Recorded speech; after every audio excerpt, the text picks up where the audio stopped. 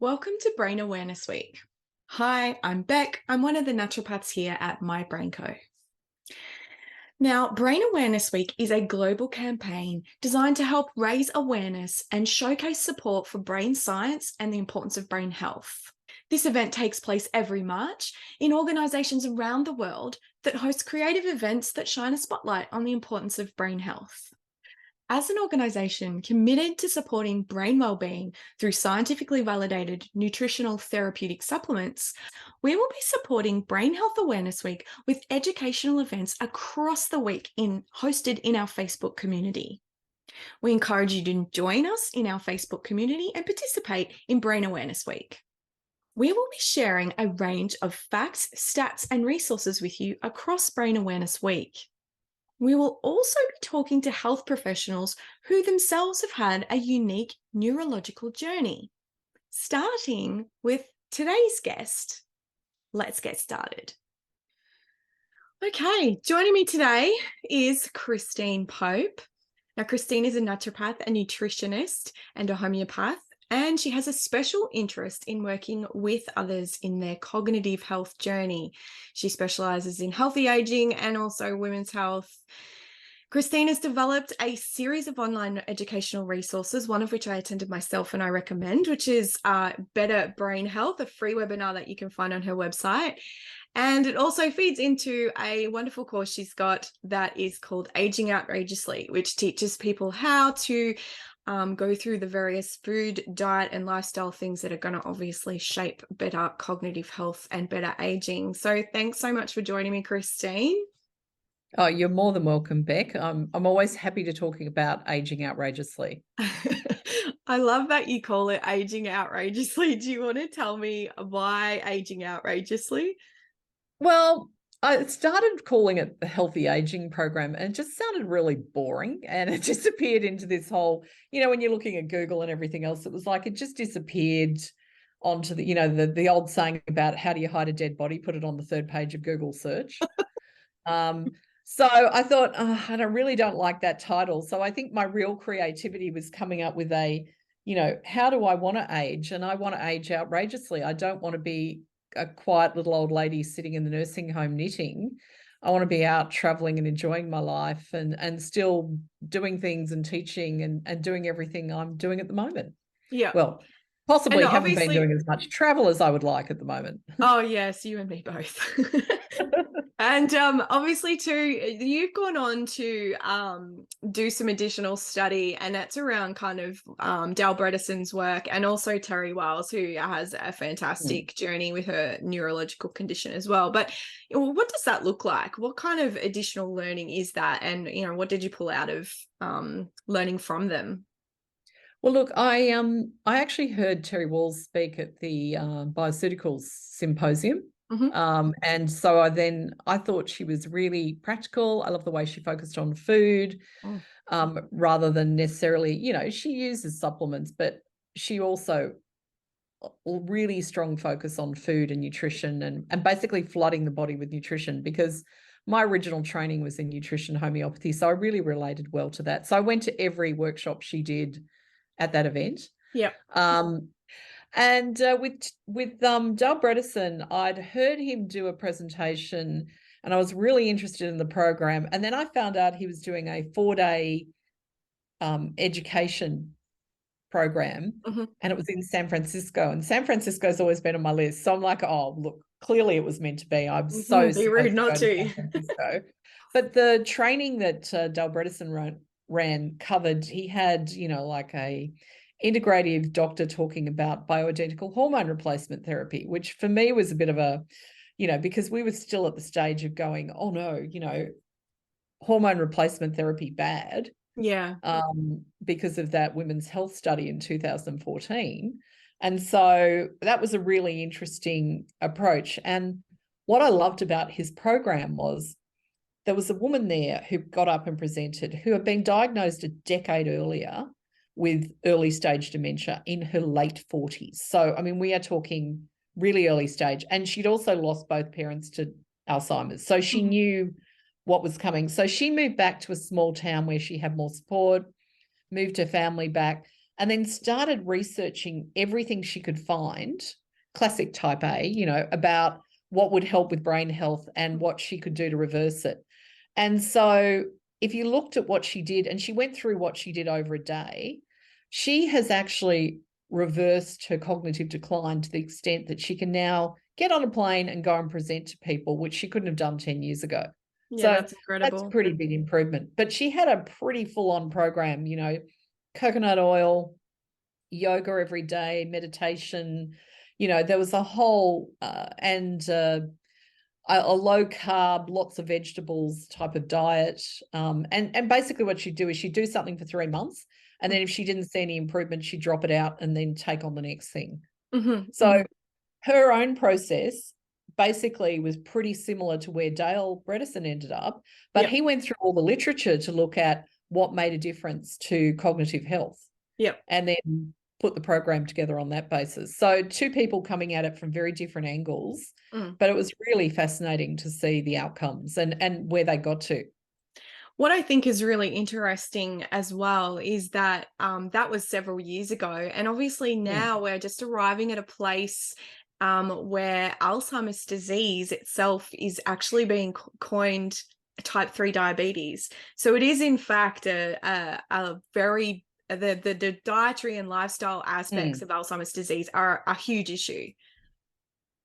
Look, I mean, Dr. Brederson was calling it that when I was doing the course, and I think that was the first time I'd ever heard that terminology. But it makes sense. I mean, the brain is the biggest user of glucose in the body by weight. You know, Yep. it uses about 30% of your glucose. That's Yep. not to say that we should all be feeding it sugar. We need it, you know, coming in at a well-balanced and modulated level rather than just this surge and then drop.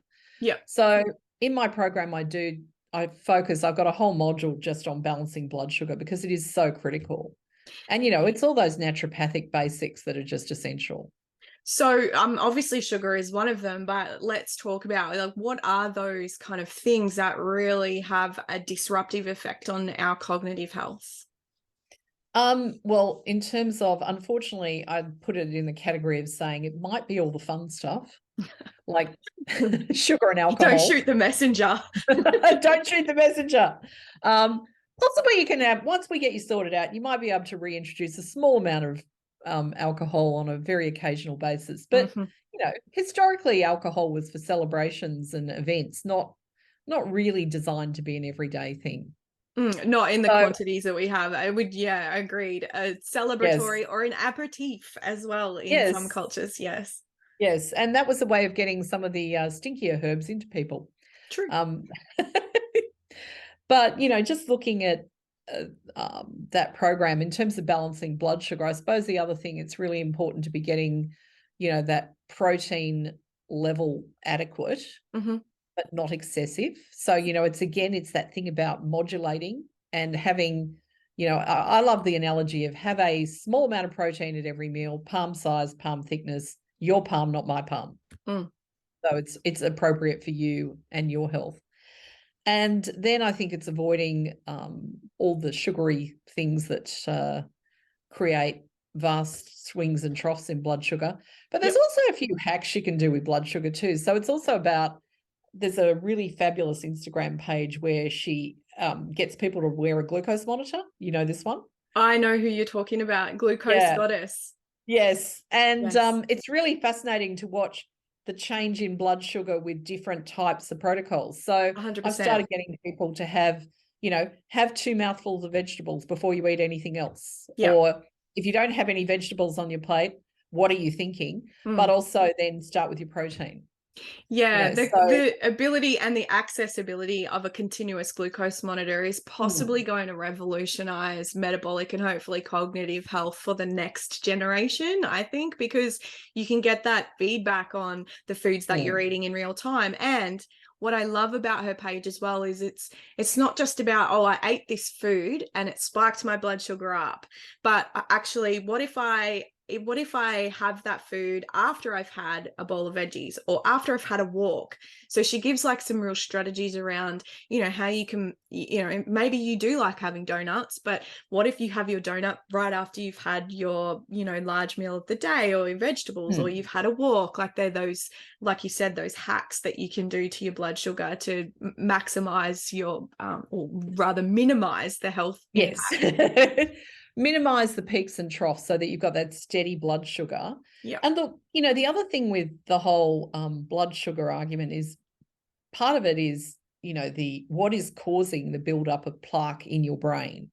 And I think the jury's still out on that to a certain extent. I'm not going to say 100%, but the amyloid plaque that was allegedly the problem is actually, it's a bit like cholesterol. It's an inflammatory mediator. It's building up because of the inflammation and not being able to be cleared out. But it's not actually the problem per se. The problem is actually the inflammation and the fact that you're not getting good sleep or doing the other things that allow the glymphatic system to actually clear that muck or debris or amyloid plaque on a nightly basis. Okay, so let's talk about the glymphatic system, because I've written a couple of blogs on this, but not everyone may have read them. But, talk to us, what is the glymphatic system and what does sleep have to do with it? Okay, so the glymphatic system is like the lymphatic system for your brain. And for those people who perhaps, until recently, I don't think I was that up on the lymphatic system either. But post some recent surgery, I now have weekly lymphatic because I really, really need it. But what the lymphatic system does, it's basically a small amount of your fluid through the body goes through the lymphatic system, which is superficial, and it's driven by your muscles. So as your muscles expand and contract, it moves the lymph fluid through the body. And the lymph fluid is also carrying, your immune factors and fats and other things. Some waste through your products. body. And it's removing a valveless system that depends on the movement of our body, hence why movement is so important in order to maintain its movement and clearance. So with the brain, it's actually interesting because, you don't really think of the brain as being a muscle. So how is that clearance happening? And hopefully it's not moving around. Well, maybe a really restless sleeper, but, at night, the glymphatic system is actually, that's the time when it actually clears out the waste product. So if you've got really poor quality sleep and you're constantly waking up, it's not getting enough time to actually clear out that waste. So you have, therefore, you kind of not only have a sleep debt that you have to probably pay back at some point, but you've got the potential to build up like a level of toxicity, which can then potentially go on to create some of these problematic tau proteins and things like that. And I just think of it, it's like, if you think of the brain as a ball of wool. A bauble? A ball of wool. Oh, a ball of wool. all these strands and interconnectivity. But what happens with these proteins is they start blocking all these little paths. And then our brain's either going to have to find a way around it, or eventually we're not going to be able to access that area. And to find a way around, that's more energy, more resources, more time, like all the things that slows everything down. And that's why you see a lot of older people will pause and look for a word or think about someone's name, because possibly the neuroplasticity is starting to decline and they're actually having to look, it's going, oh, no, I can't go that way, round here. And so neuroplasticity, let's explain what that is and I guess some ways that we can support it. Look, I think the concept of neuroplasticity is fairly new, but it actually says that we can continue to remodel our brains and learn. And actually the way you actually build neuroplasticity, two things: learning new things, learning something different. And I encourage people in my program, you actually have to focus on the things you're bad at. So what I'm saying is, don't eat the bad foods, but do the activities that you're bad at. So for me, my spatial awareness is shocking. And, if you saw the side of my car, you would understand how shocking. So I'm focusing at the moment on some games by a company associated with Brederson, which is called Brain HQ. Right. And a lot of the ones that I really struggle with are the ones where you're looking at something in the middle of the screen and trying to focus on something else going around the edges at the same time. Yeah. And I find this really challenging, but kids who've grown up in this generation would just be going, Yeah, true. and I'm going, oh, is it, where is it? Yeah, they've got built-in muscle memory for stuff like that. If you're not good at something, that's the thing you need to be doing. So for me, I'm really good at maths. So Right. Sudoku is actually fun for me. Yeah. Weird. Crossword puzzles, yeah, it's a bit Not more so much. challenging. Yeah. And I'm doing the games that, because it's this double decision making, it's speed of processing that actually, so they've done studies over 5 and 10 years, and that's actually what they've shown makes the biggest difference to improving cognitive function. Right. Over that period of time. Yeah. Well, Yeah. they've done, if you go to their Brain HQ website, there's like a page of all the studies they've actually conducted in terms of different diseases and different things to look at what actually works best and, you know, whether it was making a difference. So this was the one type of these brain games that was actually researched and done some fairly significant research over a decent period of time to see what sort of cognitive improvement they could get. Yeah, I had a little look at it. It's by a neuroscientist. Looks really fascinating and obviously simple to access. Like it's a subscription thing to access. But you know, if you knew you had a family history and of some very real risks, it'd probably be well worth the investment. I think with a lot of people nowadays, it's probably a better investment than scrolling endlessly through their phone and developing FOMO and depression. That endless scroll, honestly, it's like chewing gum for your brain. It's just there's nothing that it doesn't do anything for your well-being. If anything, it's probably eroding your mental health, not adding to it. And you know, the reality of it for most of us, I mean, this damn thing is my office. You know, I've got my booking software. There's a photo of my daughter. I've got my booking software. I update my social media on there. I'm running my email through there. And I think that's the thing. Whereas we used to have a whole bunch of different things going. Yeah. We've now got all this focus on one device. And possibly too, you know, when we were growing up, you know, our phone had to have the dial on it and you had to remember the numbers and, you know, you didn't have, I mean, we have hundreds of passwords now that we all have to try and remember somehow, but we often will find one central thing like LastPass to simplify it. So we only have to remember one thing. So, I mean, over time, I'm sure like our cognitive needs have changed, but those are some very real things that have happened that are decreasing the amount of kind of cognitive thinking and especially remembering that we have to do on a daily basis. And I think for a lot of women particularly, they do, you know, I've said to my family, I am not remembering your schedule. It's not my job anymore. You're adults. And also, I don't have room in my brain for it. Yeah. You know, I've got a clinic diary. I've got my other business diary. I've got, you know, I've got enough to remember.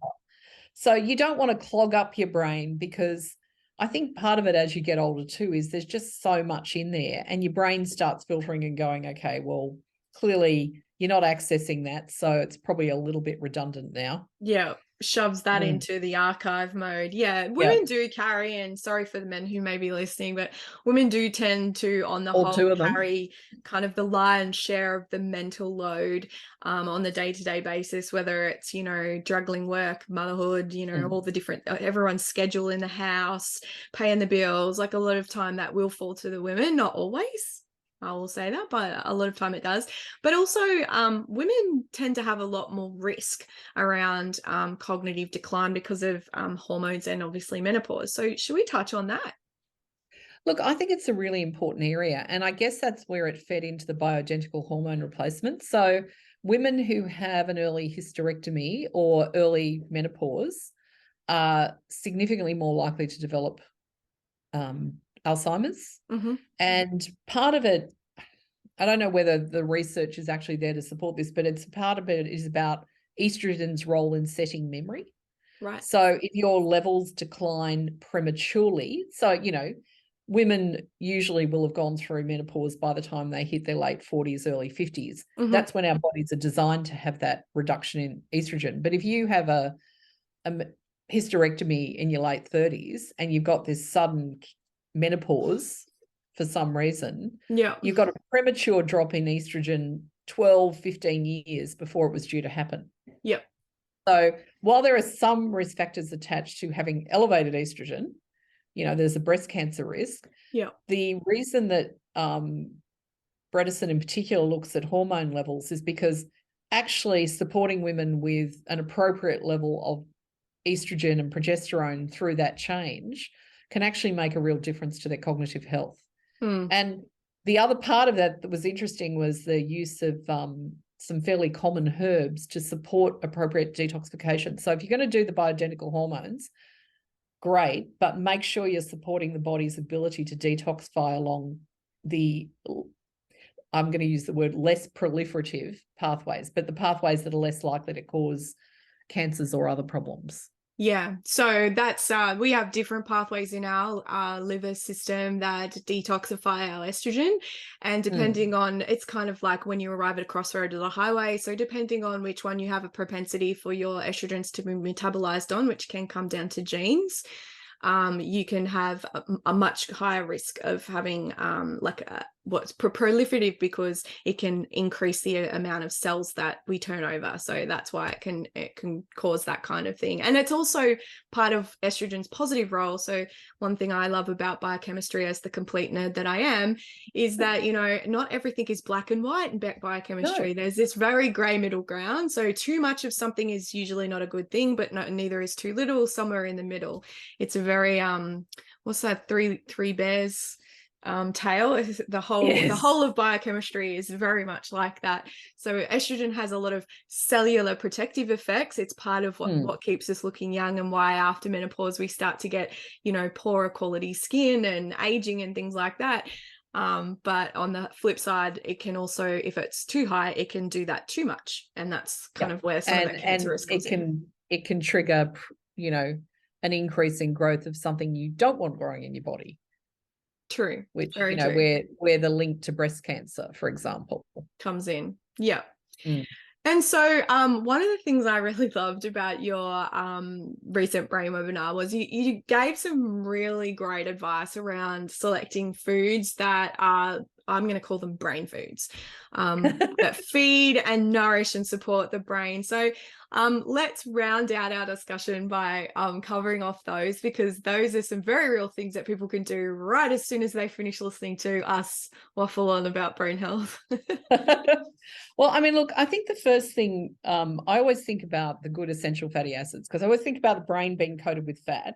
Yeah. I mean, if you want to look at that doctrine of signatures, what's the nut that most looks like a brain? It's a walnut. Walnut, yeah. Yeah, but I actually found, like, in terms of nuts, I'm actually a big fan of almonds, because they're a good source of essential fatty acids. And vitamin E, which is really important for women as they age, particularly. Yeah. But the other thing about it is that there was this study that women who consumed like 20% of their calories from nuts over 16 weeks had fewer wrinkles. So, it was like, okay, great. Not only am I going to be feeding my brain good fats, but I'm also going to, keeping you young on the inside and the outside. Vitamin E. Exactly. But it is about that building a good cell membrane. So, every cell has like this 2 layers of good fats around it. And if you want cells that look like grapes and not squishy sultanas, you need your good fats. So that's the first thing. I'm really passionate about nuts and seeds and getting people to eat them, and not getting paranoid about the fact, aren't they, don't they have a lot of fat in them? It's like, yeah, that's kind of the point. Yeah. Yeah, there's still too much fear around fat, and fat that comes from fish, nuts, avocado is very different to the fish that's going to come from a burger down at your local hamburger joint, and it has a very different effect on your biochemistry and your genes. So good fats are what we're talking about. Yeah, good fats, not damaged fats. So the ones that have been squeezed out of seeds and treated with a whole bunch of chemicals to get that last drop out, probably not the ideal thing for you to be having. But the fish was the other thing I'm very fond of getting people to include. And again, just going back to skin health, I once did this insane diet where I had the same lunch every day for 6 weeks. It was kind of a low carb ketogenic diet, but at the end of 6 weeks, my skin had never looked better. Like, it was just amazing. Now, the reason I had tuna with a Greek salad every day is because I was working full time and I had 2 young kids and I was too busy to think of anything else. But it's not a good protocol really longer term, because I couldn't eat tuna for about 5 years afterwards. So you should mix up your fish. Yeah. And, the smaller fish as well. If you can do the sardines and things as well, it's probably a better idea than just doing what I did and ate the same thing every day for lunch for 6 weeks. But it was amazing the difference it made to your skin health. And, it's also that brain health. And if someone wasn't eating fish, like if someone comes to see you, Christine, and they're not eating fish at all, what would you suggest? Like, because I tend to think that if you're not eating fish at least once a week, but maybe at least multiple times a week, then in my mind, I'm thinking you're probably a bit low in essential fatty acids, particularly omega-3. Do you agree? Oh, absolutely. And usually I've been using some testing in clinic as well, and they're usually very dehydrated at a cellular level because they haven't been feeding. I mean, it's very hard to get that same level of good fats from nuts and seeds. Yeah. And a lot of the research on our food supply now is saying where there was a level of omega-3s in our meats, unless you're eating organic, you're probably it's more skewed towards your omega-6s, which are more inflammatory. Yeah. So that's why the fish is kind of an easy option. But I guess the other thing I would look at is, well, okay, let's assume they're not vegetarian, because then that introduces a whole different level of challenge. Whether they are prepared to supplement fish oils, that's going to be the easy way to do it. But you want them going at a fairly high dose. Yeah. Especially if they're already experiencing cognitive decline. Yeah. Yeah. Agreed. So nuts, we've touched on nuts, and particularly walnuts and almonds. What other foods do you often suggest? Look, the other one I'm really fond of is berries, because one, it's those beautiful colours and the proanthocyanidins, it's all those nutrients that are in there. It's things like resveratrol, which, frankly, it's pretty hard to get enough out of the food, but you may as well have the benefit of having it in food as well. Yep. It's also the fact berries tend to have pretty good level of fiber in them. So from a blood sugar perspective, you've got that balancing out. It's something sweet for people who are craving it, but it's coming with a whole pack of nutrient benefits. So, I personally, one of my favorite snacks at the moment, because they're really cheap, well, not really cheap, but reasonable, is I get the small packs of raspberries.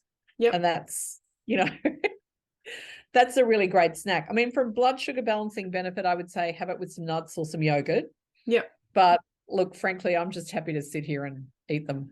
Yeah. I like making a dark chocolate bark sprinkled with almonds and coconut, toasted coconut, and chopped raspberries, and you put it in the freezer. And so when you need like a sweet treat, it's a little bit of like dark chocolate, berries, and nuts all rolled into it. Yeah. Oh, dark chocolate and berries is just such a great combination. Yeah. Yeah. 100%. And I suppose other foods, look, I've got to get a vegetable in there, because I just, in my view, it's not a meal without greens. Yep.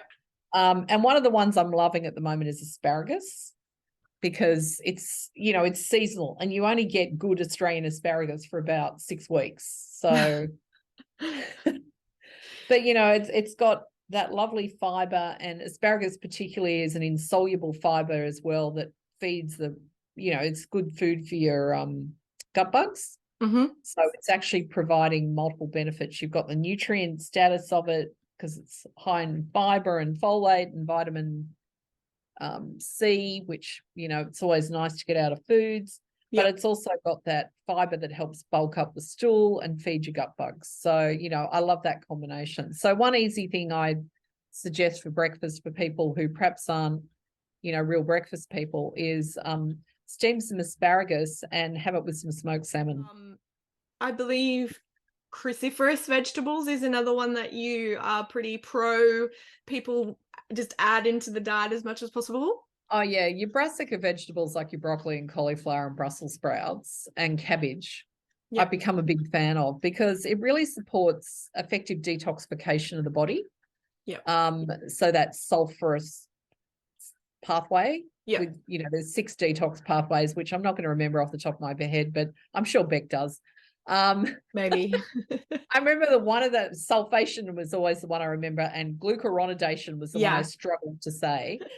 So, you can have asparagus and beans, or sorry, you can have, last night I had a roasted broccoli and cauliflower with some cutlets. Yeah. And you don't really need another starch with it because it is actually filling, and you are also enjoying, all the nutrients from those veggies. Broccoli is my favorite vegetable.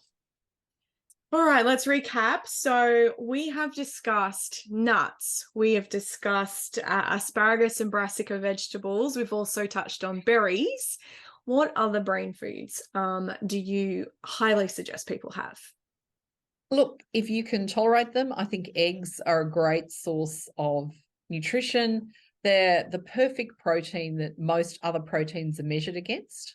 Yep. And, protein is that really key thing to maintaining good blood sugar balance. So, a lot of women I see are not eating enough protein, and then they tend to crave sugary foods because their brain's going, give me glucose. So, if they're having 1 egg at breakfast, I get them to have 2. Yep. And, that often gives them really good blood sugar until lunchtime, so that they're not craving then the things that they shouldn't be eating, which are probably going to play havoc with their blood sugar as well. Yeah, I find that women tend to, try to cut down by eating a lower volume meal, as in there's less of it. And then all that they end up doing is just getting to the end of the day and sitting in the pantry scoffing biscuits because they're starving. Or picking while they're eating dinner or whatever, or eating the food off their kids' plates. But there's a lot to be said for making sure that your plate is full and you're going to be filled up sufficiently, but that the volume of the food is like stuff like you said, like eggs. Yeah, and your vegetables, so that you're filling up on those things with basically a lot of nutrients. And because I think that whole calorie in, calorie out argument is, yeah, I know. There's more calories in an avocado than a Mars bar, but I know which one I'd choose. Yeah, exactly. You want to look like an avocado or a Mars bar? Well, yeah. The one other thing that sprung to mind too that I think is important to note about eggs, because it's so important for the brain, is they're a really rich source of choline as well. Exactly. And, I think a lot of people were put off eggs because of that whole cholesterol link. And it's like, actually now the research is saying, you can have a couple of eggs a day and it's not really going to affect your cholesterol. But the reality is cholesterol, 80% of your cholesterol is made because you're inflamed. So it's actually an internal mechanism, and it just tells you that you're inflamed. It's a marker for inflammation. It's not actually telling you where you're inflamed or what you need to do about it. So yeah. I like to think of it as like an internal Band-Aid deployment. Like if I saw somebody whose cholesterol is up, I'd be like, what have you got going on in your inflammatory processes that your body has needed to manufacture this as like a put out the flames kind of chemical. Yeah. But also saying that 80% of it is what your body manufactures and only 20% of it comes from your diet. So giving eggs a bad rap.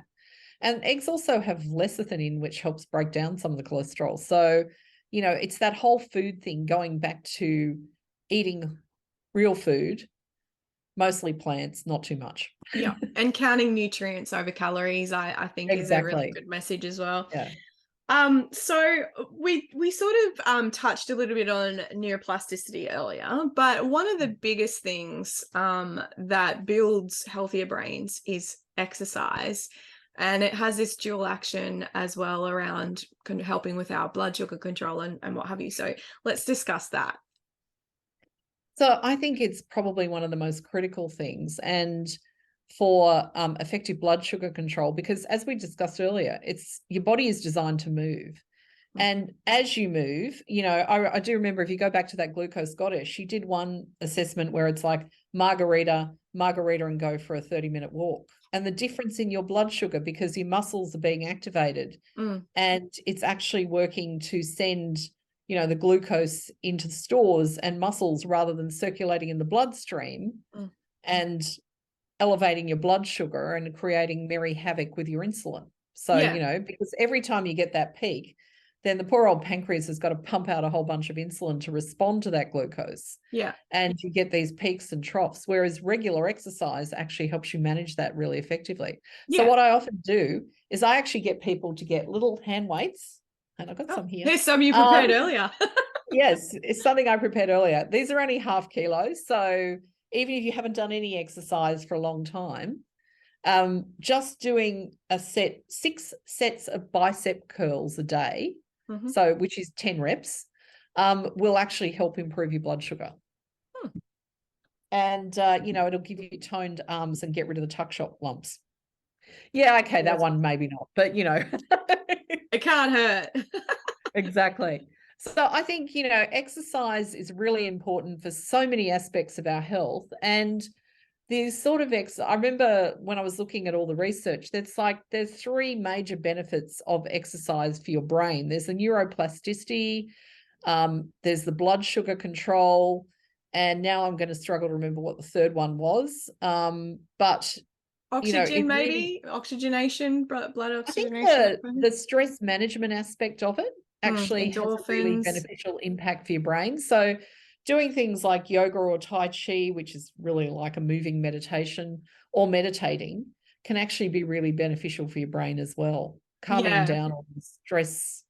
And there's a kind of multiple ways that it benefits the brain in that regard, in that the depth of the breath and the really strong movement of the diaphragm in and of itself activates the vagus nerve, but also the deep breathing changes pH, which is complementary to brain health as well. If we're moving, obviously, like you said before, it's moving nutrients and oxygen around a lot more readily, clearing our lymph.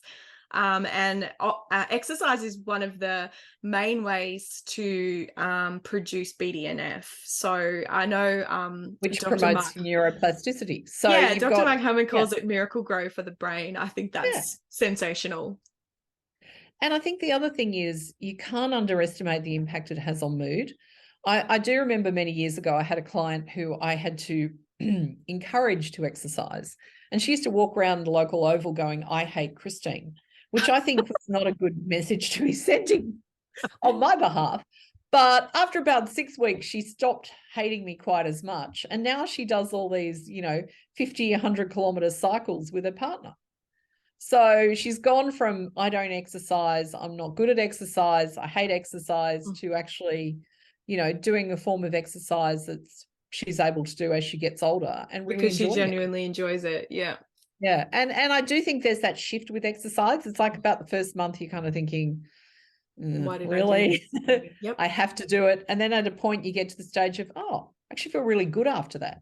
Yeah, I totally agree. I think it's the 2-week hurdle. Like if you can do something for at least 2 weeks and then you can continue it for 2 weeks beyond that, it seems to be this mental hurdle that you have to overcome, of where this is hard, this is difficult. And then once you get beyond that, into that 3rd and 4th week, you start to notice, actually, I'm stronger, or that wasn't as difficult as it was before. And I think it's motivating in that way. And I think the other thing is, for your brain, balance exercises, anything that challenges your balance. Yes. And gets you thinking. So what I've noticed with Pilates is they give you 3 things to do in a row. Yep. And in a sense, it's also about seeing whether you can take on board a whole bunch of instructions and remember what it is by the time you get to 3rd exercise. True. Yeah, I hadn't Most thought of of the it like time that. I can do that now. Yeah. But yeah, Not actually always. having to remember the exercise. Yeah, good point. Yeah. Yeah.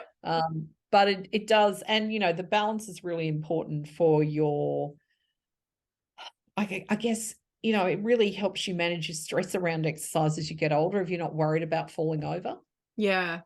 Yeah, the fear around, I don't want to do this thing because I don't want to like clap my knee out, or I don't want to hurt this or hurt that. As you get older, you start to kind of, have this real self-preservation mode that you go into, and it holds you back a little bit. Yeah, and there's also the fear of, if you've had an injury before, doing it again, and the recovery. But what I was going to say is, if you've had the injury before, then you know what you need to do to recover. So, Yeah.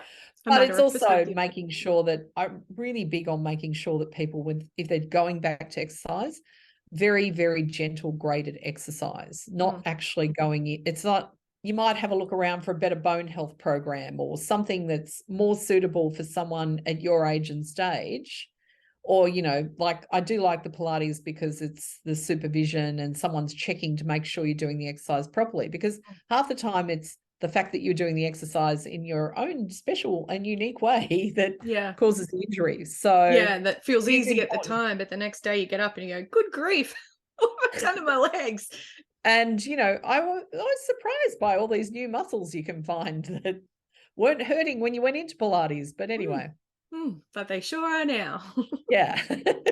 Well, just I guess just in wrapping up for our discussion, it's been so great and hopefully everyone's learned a lot. But we did talk a little bit about risks, one of being, if you'd had a hysterectomy or if you've a family history of cognitive decline. But actually, you yourself have an interesting story about, how your cognitive health was affected by something else. So let's end our discussion there, because it probably is relevant to a lot of people.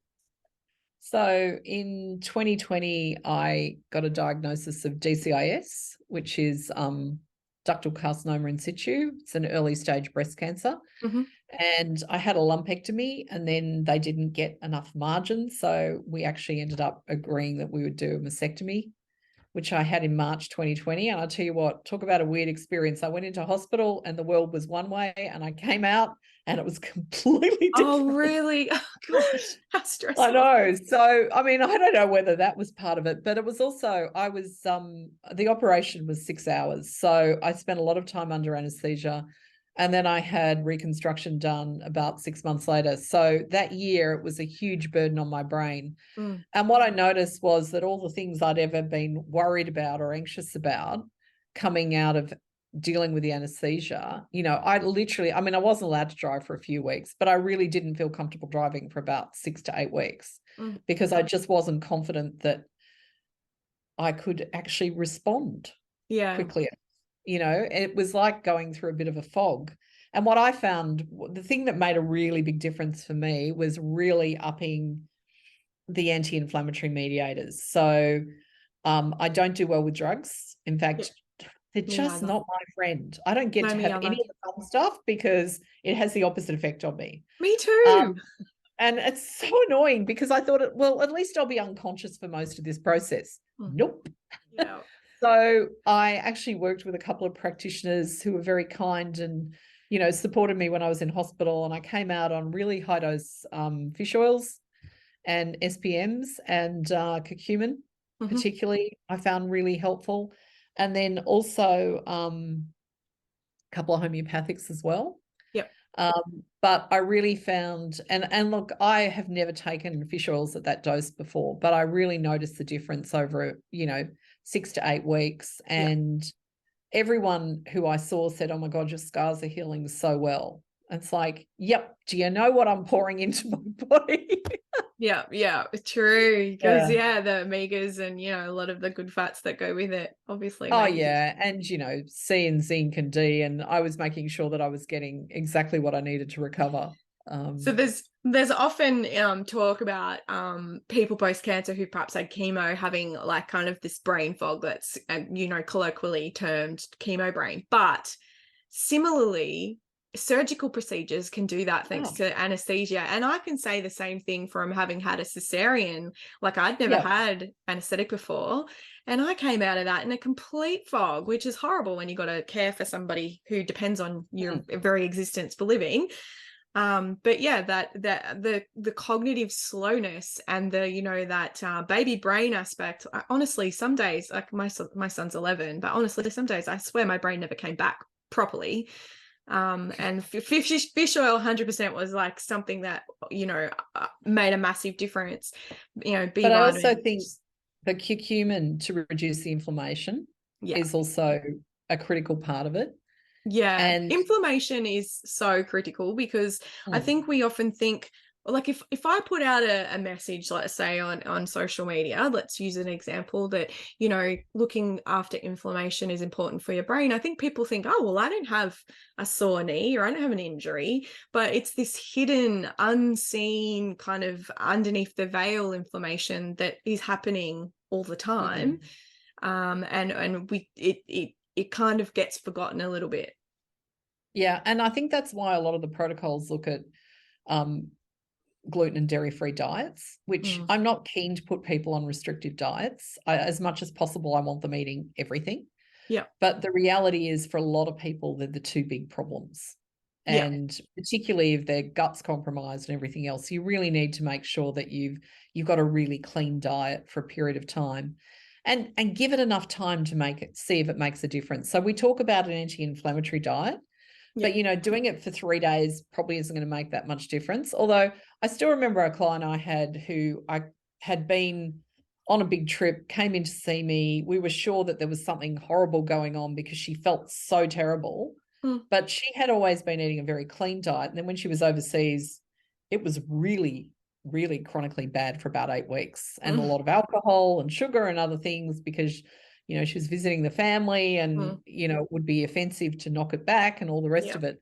But when she came back 1 week on a clean anti-inflammatory diet, and she was back to feeling herself again. Yeah. Yeah. And normally I would have expected that to take 4 to 6 weeks. Yeah. But I think because her underlying constitution was, this is how she was used to getting food, Yeah. a The lot of body her just took a symptoms sigh settled of down. relief. Oh, we're back to Yeah. living like that again. Yes, exactly. I mean, I had a sigh of relief too, because I was really worried there was something chronically, problematic going on. Mm. And it was like, oh no, it's just, that's the impact of her eating a lot of foods that really don't agree with her system on any level. Yeah. Yeah, gluten and dairy, I do agree with you. They have, these very almost like morphine-like compounds that can exist Mm. within them, but sometimes you can see results in 24 to 72 hours, and other times, like you said, it might take up to 3 months.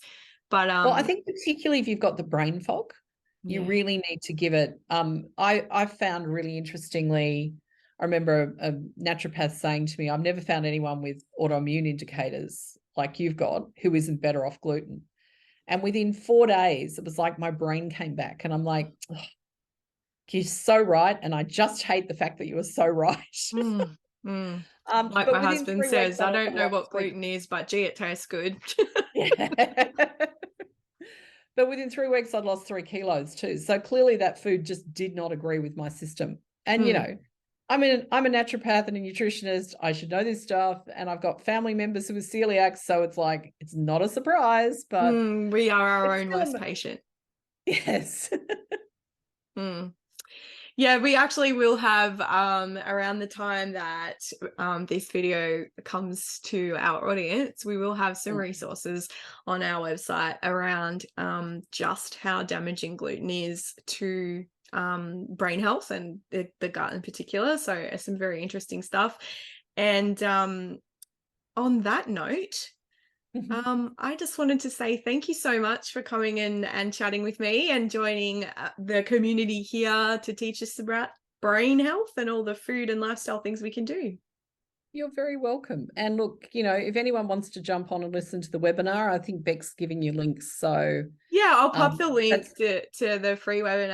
I'll pop that yeah. in somewhere below this video when it goes I out. mean, we have covered parts of it, but I think it was probably, there's a little bit more technical detail on the actual presentation. Yeah, definitely. He definitely had a lot more facts and statistics, and yeah, a little bit more. It was a little bit more structured than us just hashing out a chat. So I would definitely Exactly. recommend checking it out.